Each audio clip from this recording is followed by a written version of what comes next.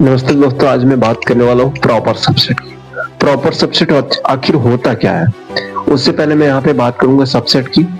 और सबसेट मैंने बता रखा है पिछले शॉर्ट वीडियो में, तो अब मैं यहाँ पे सबसेट को क्या करता हूँ, मैं रिवाइंड कर देता हूँ। यहाँ पे सबसेट होता क्या है, तो बेसिकली अगर हमारे पास क्या है कि ए एक सेट दे रखा है और एक सेट बी दे रखा है, तो यहाँ पे क्या है कि ए का सभी जितने भी एलिमेंट आ रहे हैं सब बी में प्रेजेंट होने चाहिए, है ना। तो हम बोलेंगे कि जो ए है वो बी का क्या है, सबसेट है ना। अच्छा ठीक है, इसमें बी के बारे में कुछ नहीं बोला कि बी का एलिमेंट ए में प्रेजेंट होना चाहिए कि नहीं प्रेजेंट होना चाहिए, तो उसने कुछ नहीं बोला।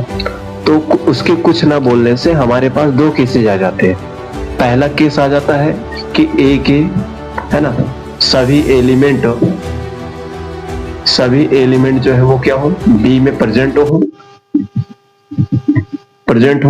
पहला तो ये उसने बोल रखा है पहले से ही। दूसरा हमारे पास क्या आता है, केसेज यही आते हैं। केस क्या आ सकता है कि बी के, है ना, एटलीस्ट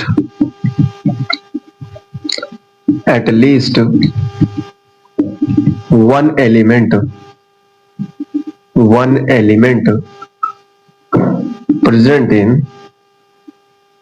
प्रेजेंट इन ए। ये बोल रहा है कि बी का कम से कम एक एलिमेंट जो है वो ए में प्रेजेंट होना चाहिए। अच्छा, अगर बोल रहा है कि बी के कम से कम एक एलिमेंट ए में प्रेजेंट होने चाहिए, इसका मतलब क्या है कि दो एलिमेंट भी प्रेजेंट हो सकते हैं, तीन एलिमेंट भी, या सभी एलिमेंट भी प्रेजेंट हो सकते हैं।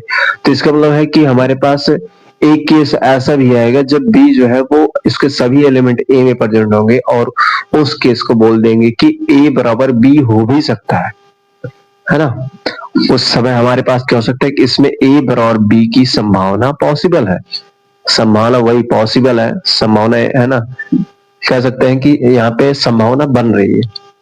अच्छा, अगर कम से कम एक एलिमेंट प्रेजेंट होंगे ए में, है ना, कम से कम एक एलिमेंट बोल रहा है, तो इसका मतलब क्या है कि दो एलिमेंट भी हो सकता है, तीन एलिमेंट हो। इसका मतलब क्या है कि इसमें इक्वालिटी की संभावना, है ना, इक्वालिटी की पॉसिबिलिटी बन रही है।